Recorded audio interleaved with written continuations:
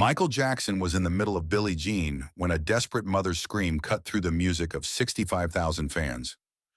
What he did next had never been done before in pop music history. It was July 16th, 1988 at Wembley Stadium in London. Michael was performing the final show of his Bad World Tour's European leg, and the energy was absolutely electric. He'd already set the crowd on fire with Smooth Criminal, Beat It, and Rock With You. Now he was deep into his signature song, the one that made him a global superstar. The stadium was packed with 65,000 screaming fans. But what none of them knew was that in the special access section, just 20 feet from the stage, sat a 9-year-old girl who wasn't supposed to live to see her 10th birthday. Emma Rodriguez was fighting a battle no child should ever face. The aggressive brain tumor that had been growing for 8 months was finally winning, and her doctors in Madrid had given her family the devastating news. Less than 2 weeks to live, her parents, Maria and Carlos Rodriguez, had made the impossible decision to take her out of the hospital for one final dream. "Mama, before I go to heaven, I want to dance with Michael," Emma had whispered 3 days earlier, her small voice barely audible through the oxygen mask. "I want to show him my moonwalk." Maria had tried to explain that Michael Jackson concerts were impossible to get tickets for, especially with only days of planning. But Carlos Rodriguez, a construction worker who had never asked for help from anyone, had spent every penny of their savings and called in every favor he had. At 3 p.m. that afternoon, a contact at the Spanish embassy in London had managed to secure special access passes. They weren't backstage passes, but they were close enough to the stage that Emma could see her hero clearly. Emma was so weak that Carlos had to carry her from the hotel to their seats. The little girl was wearing her favorite Michael Jackson t-shirt, a sparkly replica of his famous sequined glove on the front, and a colorful headscarf to cover the hair she'd lost during treatment. For the first hour and a half of the concert, Emma was in pure heaven. Despite her exhaustion and pain, she was singing along to every song, her small voice completely lost in the roar of 65,000 people. But her joy visible to anyone who looked at her. She knew every dance move, every gesture that Michael made on stage. Even from her seat, she tried to copy his spins and kicks, her weak little body moving as much as it could manage. The people around them began to notice this brave little girl in her Michael Jackson t-shirt, fighting to stay conscious but refusing to miss a single moment. A teenage girl sitting nearby leaned over to Maria and whispered, "Is she okay?" When Maria quietly explained Emma's situation, word began to spread through their section. Soon, dozens of fans were making sure Emma had the perfect view, helping her stand when she wanted to dance, and even sharing their concert programs and merchandise with her. Maria kept checking Emma's pulse, terrified that the excitement might be too much for her weakened heart. Every few minutes, she would lean down and ask, "Do you need to rest, baby?" But Emma would just shake her head and point at the stage, where her hero was performing miracles with music.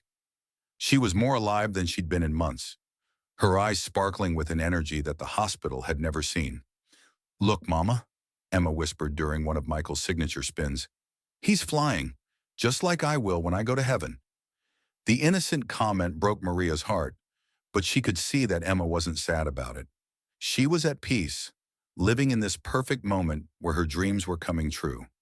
"This is the best night of my whole life, Mama," she whispered during a brief costume change break, her eyes shining with pure happiness. Maria fought back tears, knowing this would likely be Emma's last truly joyful moment. When the opening beats of Billie Jean began pounding through the stadium speakers, Emma's entire face lit up with an energy that seemed impossible given her condition.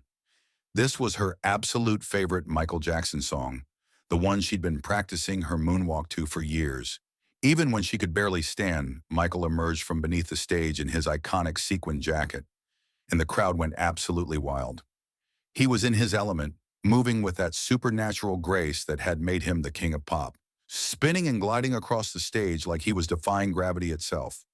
He was about halfway through the song, pointing directly at the crowd during the famous "Billie Jean is not my lover" line when it happened. From the special access section just 20 feet away, a woman's voice cut through the thunderous music and crowd noise like a knife. It was Maria Rodriguez, and she was screaming with the desperation of a mother who had absolutely nothing left to lose. Michael stopped mid-spin, his sequined glove frozen in the air. He looked confused for a moment, trying to locate where the voice had come from. The band, unsure what was happening, gradually began to slow down, but kept playing. The massive crowd started to quiet as people realized something unusual was happening on stage. "Michael!" Maria screamed again, now standing and holding Emma in her arms so he could see her. "Please, she's only got days left. She just wanted to dance with you." The stadium began to fall silent section by section as 65,000 people all turned to look at the woman holding a clearly very sick child near the front of the stage. Michael put his hand up to his security team, signaling them to stop.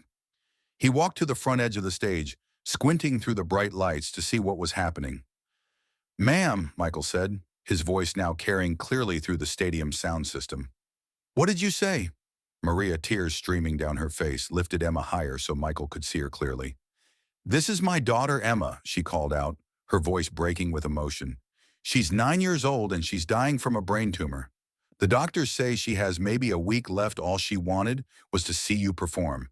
She's been practicing her moonwalk for you for years." The stadium was now completely silent. Except for the faint hum of the sound system, Michael stood at the edge of the stage, looking down at this tiny girl in a Michael Jackson t-shirt who was clearly fighting for her life. "What's your name, sweetheart?" Michael called out gently. Emma, despite her weakness, managed to speak loudly enough for the microphone to pick up. "Emma Rodriguez. I love you, Michael. I want to dance with you." Those 8 words, "I love you, Michael. I want to dance with you," spoken by a dying 9-year-old girl, hit Michael like a physical blow. What Michael did next had never been done before in the history of major stadium concerts. He turned to his band and made a cutting motion across his throat, the universal signal to stop playing completely. Then he addressed the audience. "Ladies and gentlemen, I need you to be patient with me for a moment.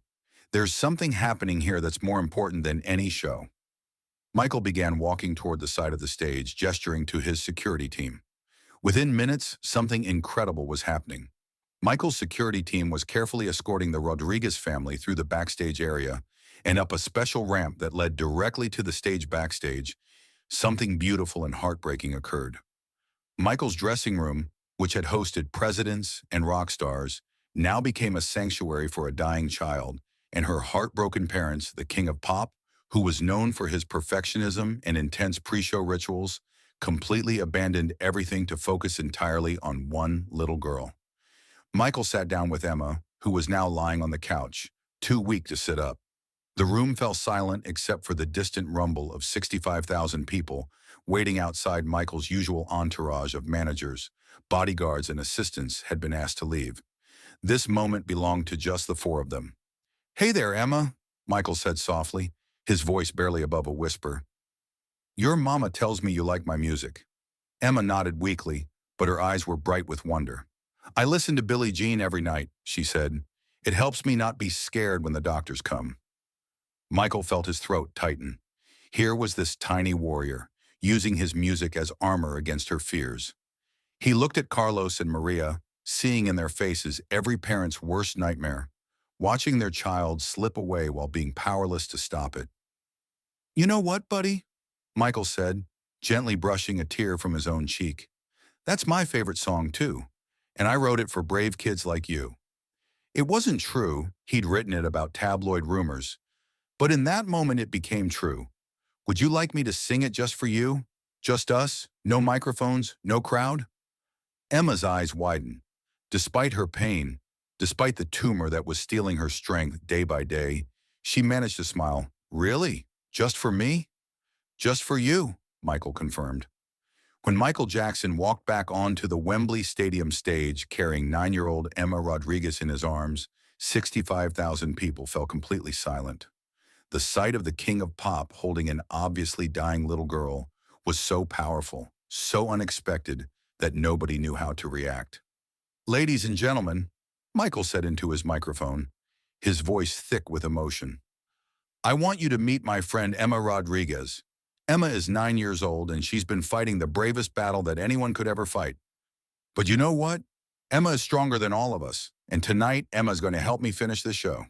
The stadium erupted, but it wasn't the usual screaming and cheering.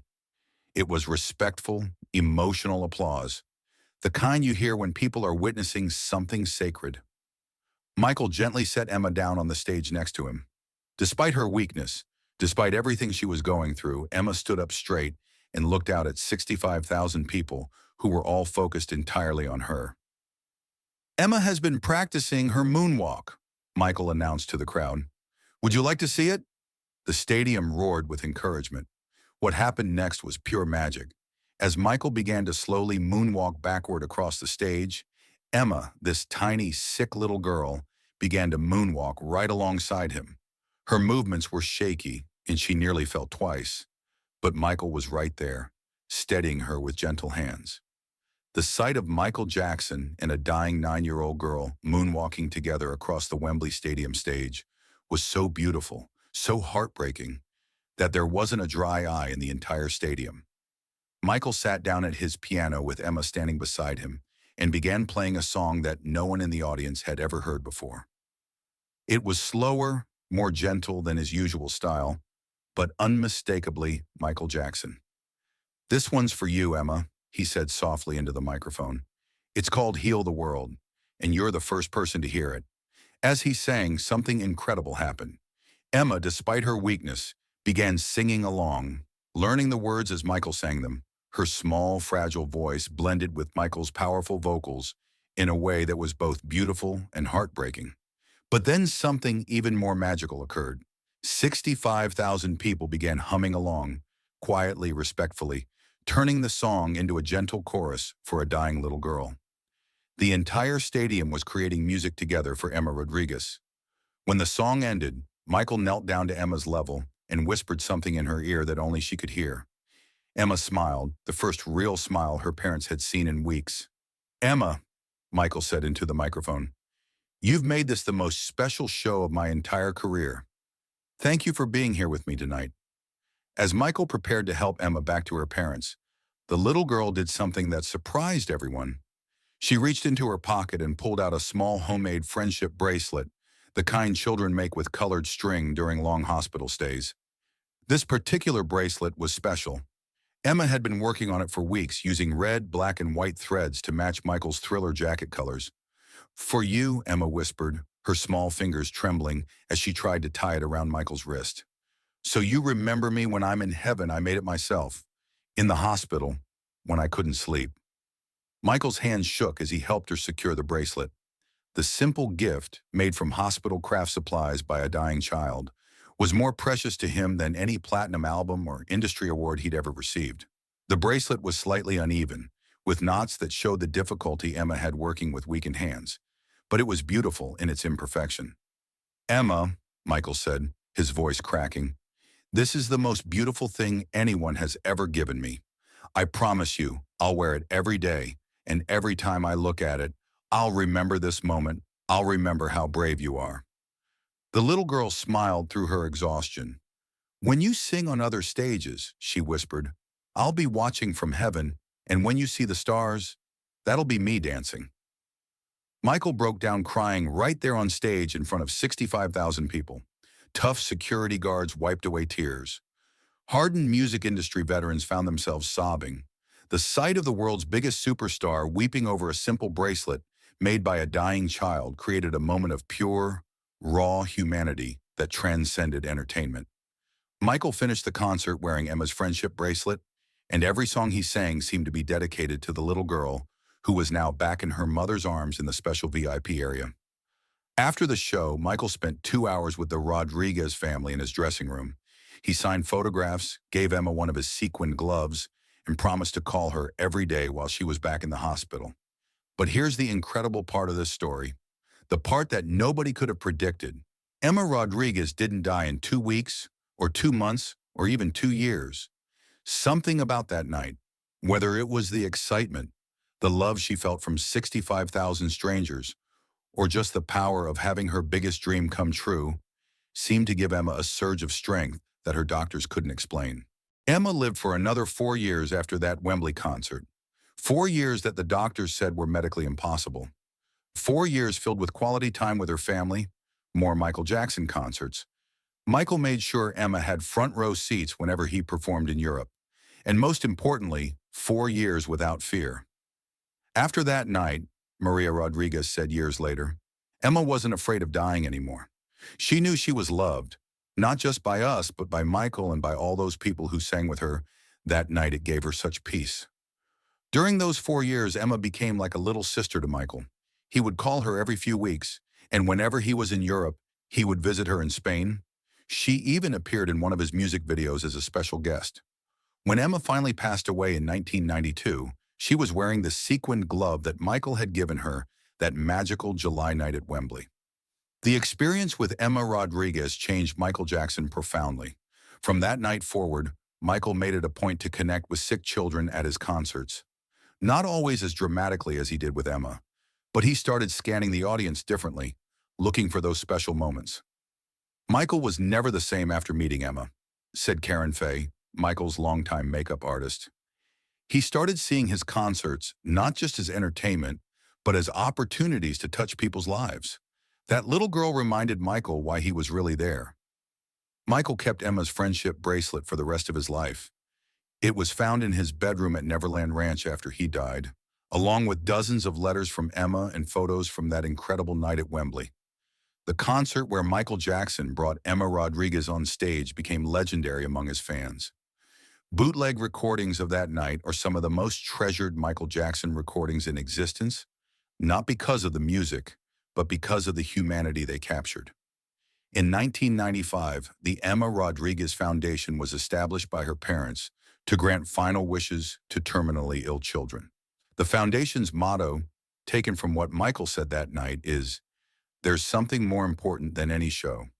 What started as a small memorial to one brave little girl has grown into a global movement.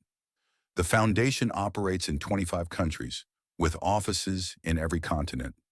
Their work goes beyond just granting wishes.